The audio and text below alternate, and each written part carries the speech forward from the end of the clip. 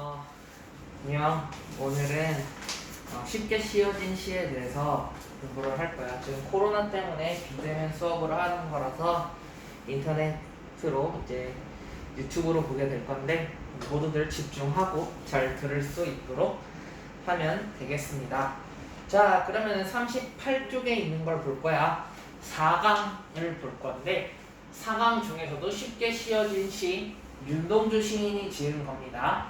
그런데 우리 4강에 묶여져 있는 게 현실을 극복하는 의지라고 묶여 있어.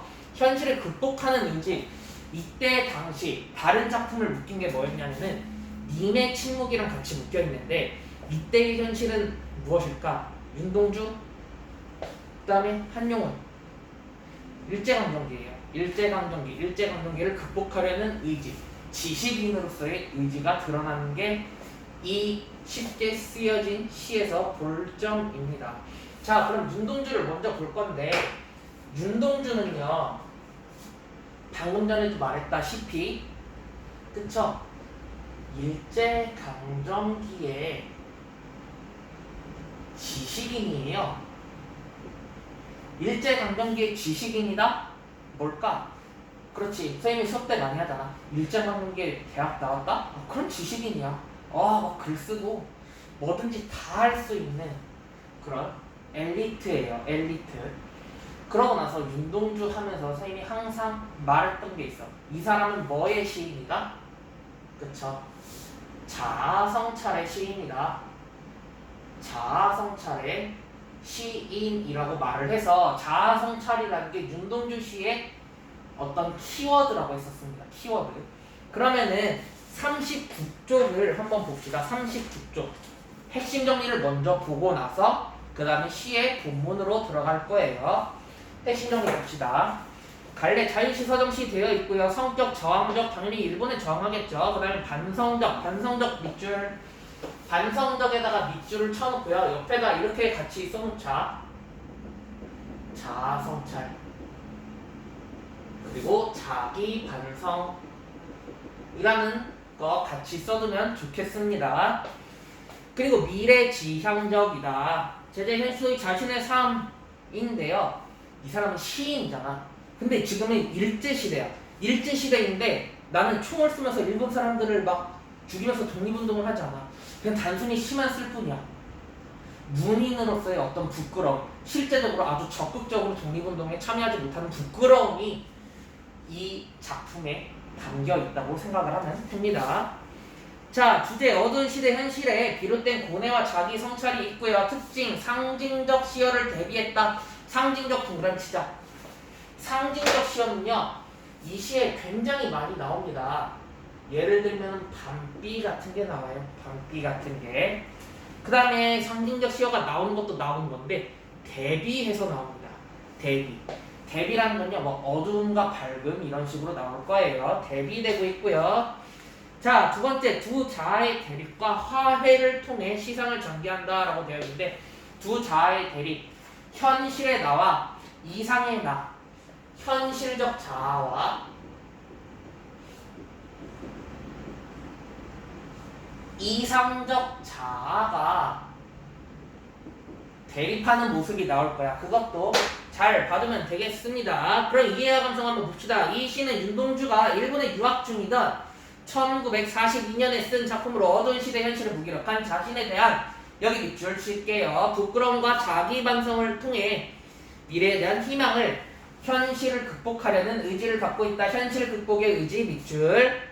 1, 2화는 창밖에 밤비가 속살거려 어두운 밤하늘의 별조차 볼 수 없으며 이국 땅에서 다다미 6장이 넓이에 갇혀있는 화자의 처지를 단적으로 보여주고 있다. 얘들아 여기서 다다미 6장이라는 거는 일본을 가르쳐. 왜냐면은 이 윤동주 시인이 일본에서 대학교를 다녔거든.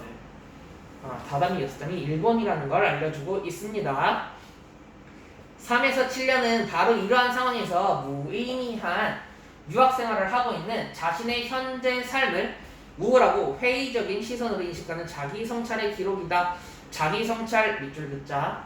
자기반성, 자기성찰. 윤동주 시의 특징이에요. 특징. 자, 그리고요 마지막 8시련은 현실에 대한 재인식과 반성을 통해 이 암울한 상황에서 벗어나는 모습을 보여준다. 즉 어두운 상황에서 벗어나는 모습을 보여준다는 거고요. 어두운 시대를 살아야 하는 자신의 운명을 받아들이면서도 절망하거나 체념하지 않고에서 끊고요. 여기 밑줄 긋습니다. 시대처럼 올 아침을 기다리며 자신의 손을 잡는다라고 나와 있어. 시대처럼 올 아침이라는 건 결국에는 뭘까요? 이게 중요하게 나와요. 좀 이따 볼게요. 그리고 이때 두 사람이 나는 현실에서 우울한 삶을 살아가는 현실적 자아와 그것을 반성적으로 응시하는 내면적 자아라고 할 수 있다. 현실적 자아, 내면적 자아, 이상적 자아라는 게 내면적 자아랑 똑같은 말이니까 그렇게 어렵지 않을 겁니다. 두 자아가 악수를 함으로써, 악수의 동그라미 칠게요. 악수를 함으로써 내적 갈등을 해소하고 화해하여 현실을 극복하는 의지를 보여주는 것이다. 현실 극복의 의지가 나타나는 게 악수예요. 악수. 그럼 다시 앞쪽으로 돌아가서 본문을 봅시다. 38쪽. 그럼 여기 있는 거 밑에다 이어서 선생님이 필기를 해보도록 하겠습니다. 자, 1년 보겠습니다. 창밖에 밤비가 속살거려 육첩방은 남의 나라라고 되어 있어. 야, 그런데 얘들아, 여기 대놓고 지금 시간이 나왔네. 시간적 배경 뭐야? 그쵸? 밤이에요. 밤. 시간적 배경 밤이 나와 있습니다. 그런데 비가 내린대. 비가 내린대. 야, 비도 빈데 밤비야. 윤동주 고독함을 조금 더 업시켜주는 그런 소재겠죠. 그래서 밤비가 나타내는 상징적 의미가 있는데, 상징적 의미는 제가 여기다 따로 적을게요. 밤비가 나타내는 건요, 자아 성찰의 계기를 나타내는 계기를 마련하는 어둡고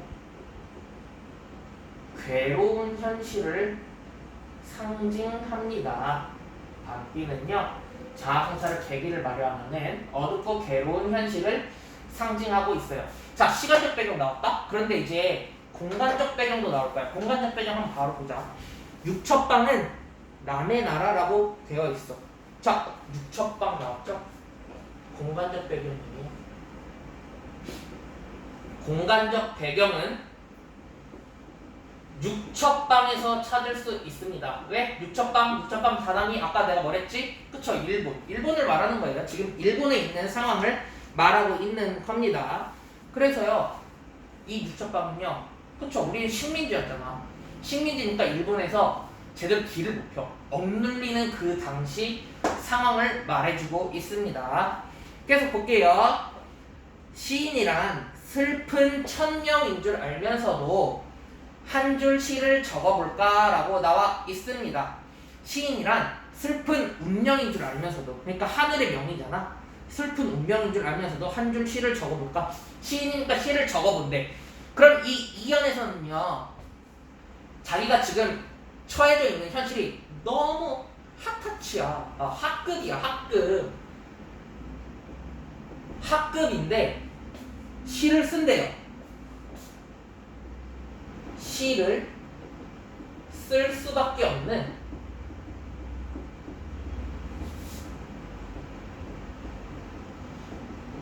슬픈 심정을 슬픈 천명이라고 표현한 거죠. 오케이? 이해했어요? 자, 그럼 계속 봅시다. 땀내와 사랑내 포근히 풍긴 보내주신 합비 봉투를 받아라고 말을 하고 있어. 야, 땀내랑 사랑내가 포근히 풍겼대. 근데 이걸 보내줬대. 그럼 누가 보내줬겠어? 그쵸, 윤동주의 어떤 가족이 보내줬겠죠? 합비 봉투를 받았대. 합비 봉투를 받았다는 건 지금 윤동주가 현재 학생이라는 것도 알 수가 있겠네요. 그쵸? 학생이라는 것도 알 수가 있습니다. 대학 노트를 끼고 늙은 교수의 강의를 들으러 간다라고 하고 있어요. 지금 대학생이니까 강의를 들으러 간대. 지금 타인의 도움으로, 그러니까 가족의 도움으로 공부를 하러 가는 자신의 삶을 무기력하게 표현을 하고 있어. 왜? 왜? 스스로 돈을 벌어서 학비를 충당하지 못하니까. 그쵸? 생각해보면 어릴 때 동무들 하나 둘 죄다 잃어버리고 나는 무얼 바라? 나는 다만 홀로 친전하는 것일까? 라고 나와 있습니다. 자, 이거 일단 상징적 의미는 나중에 한꺼번에 정리를 하도록 할게요. 일단 지워보겠습니다.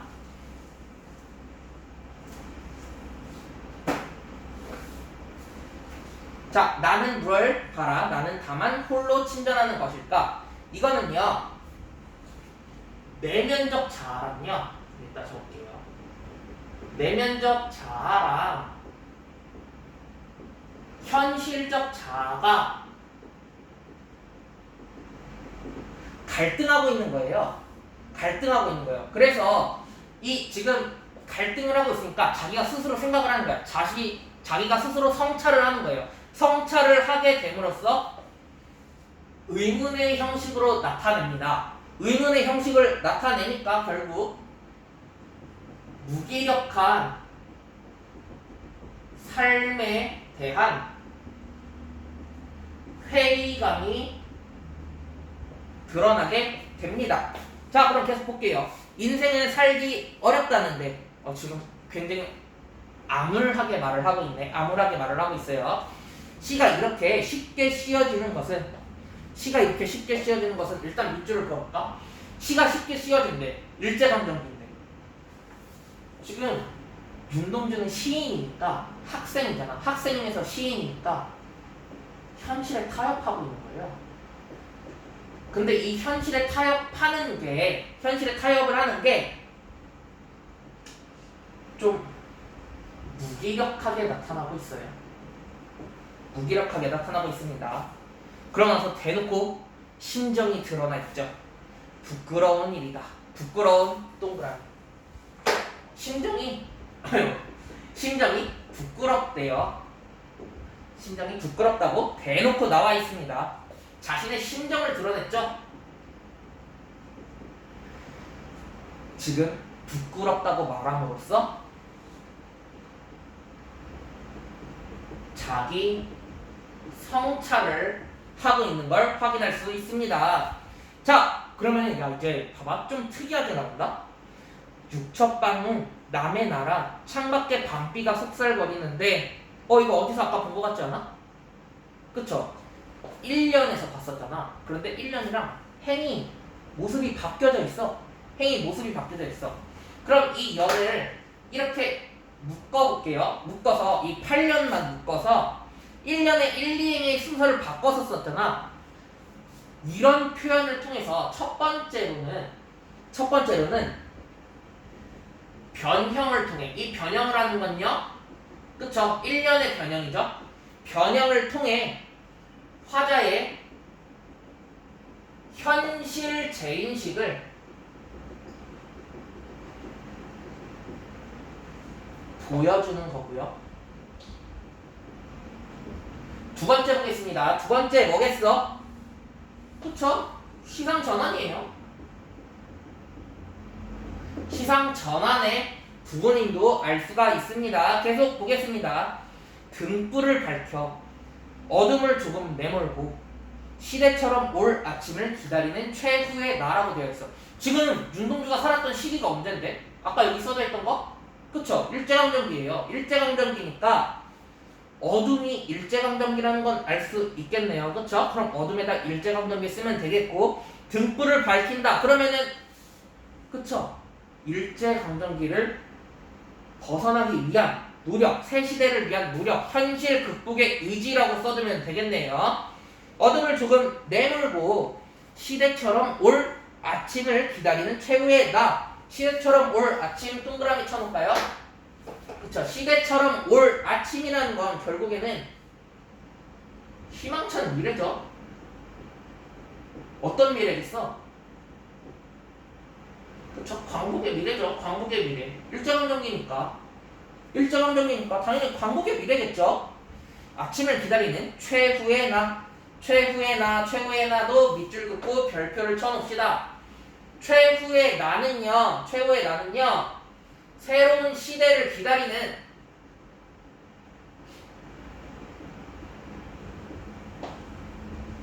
부끄럽지 않은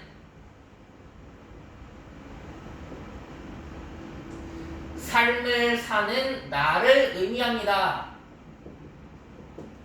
새로운 시대를 기다리며 부끄럽지 않은 삶을 사는 나를 의미하는 게 바로 이 최후의 나라는 걸 좀 적어두면 좋겠습니다. 계속 볼게요. 나는 나에게 작은 손을 내밀어 눈물과 위안으로 잡는 최초의 악수라고 되어 있습니다. 자, 여기서 아까 우리 계속 현실적 자아와 이상적 자아에 대해서 얘기를 했잖아. 뭐 계속 갈등을 하는데 여기는 나와 나에다가 전부 다 동그라미를 치자. 첫 번째 나에는요, 내면적 자아라고 적을게요. 내면적 자아고요. 그 뒤에 있는 거는요, 그쵸? 현실적 자아예요. 내면적 자아와 현실적 자아가 적혀져 있습니다. 그럼 계속 볼게. 눈물과 위안으로 잡는 최초의 악수. 최초의 악수 네모 쳐둡시다. 여기다가 갈등의 해소라고 적을게요. 갈등의 해소라고 적을 겁니다. 자, 우리 지금 이렇게 시에 대해서는 전부 다 한번 필기도 해보고 한번 읽어봤어. 그럼 이거 전부 다 지우고 도식화를 한번 시켜서 확인을 해보도록 하겠습니다.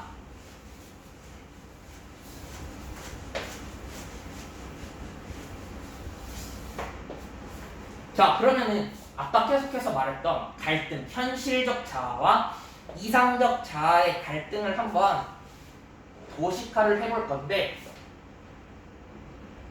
현실적 자아와요, 이상적 자아가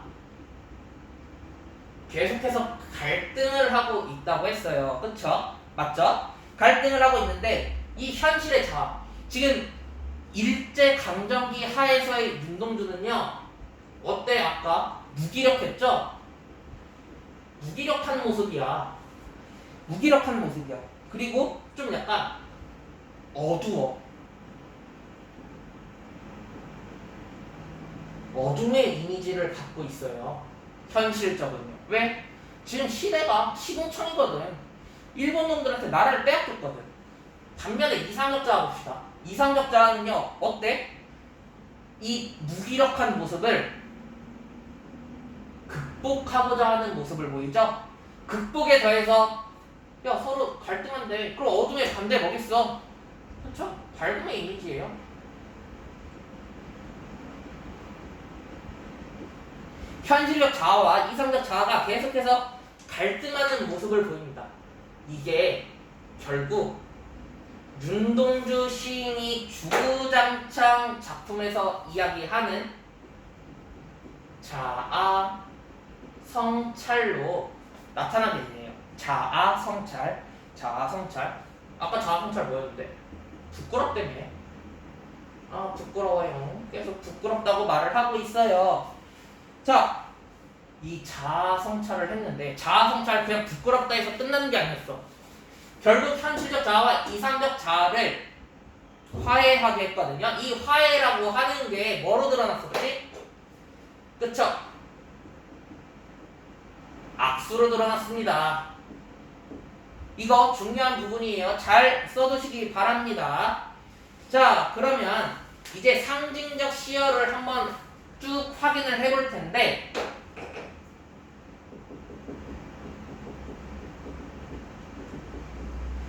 상징적 시어에는 은근히 많이 나와 있었어. 첫 번째 밤비 아까 적었으니까 그냥 간단하게 적기만 하고 넘어갈게요. 그쵸? 밤비 있었고요. 육척방 보자. 육척방. 상징적 시어로 육척방이 나와 있습니다. 육척방은요, 암담한 공간이야. 왜 암담해? 일제니까. 일본이니까. 암담한 공간이야. 화자를 구속하는 시대 상황을 나타냅니다. 육척방은요, 암담하면서도 화자를 구속하는 시대 상황으로 나타나고 있어요. 그러면은 육척방 이외에 그 밑으로 쭉 내려가 보자. 쭉 밑으로 내려가면은 뭐가 나오냐면요. 등불 아까 확인을 했었어요. 그쵸? 등불 확인했고요. 자, 어둠도 확인을 했었습니다. 어둠도 확인을 했었어요. 그 다음에 시대처럼 올 아침 이것도 확인했죠?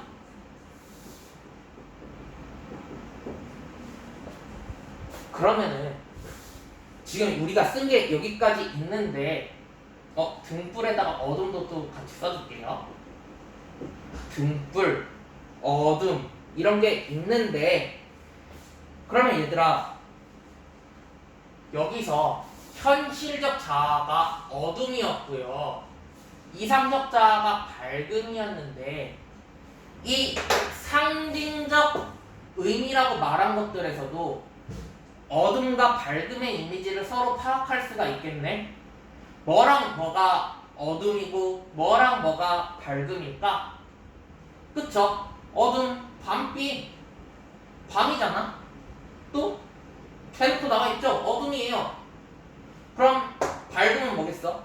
어두우니까 빛을 켜줘야 돼. 등불이죠. 밤이 지나고 오는 아침도 밝겠네. 그치? 이처럼 어둠과 밝음의 대립적인 이미지, 대립적인 시어도 쓰였다는 거 기억해두면 되겠습니다. 자, 그러면은 쉽게 씌어진 시 윤동주는 여기까지만 할게요. 이상, 안녕.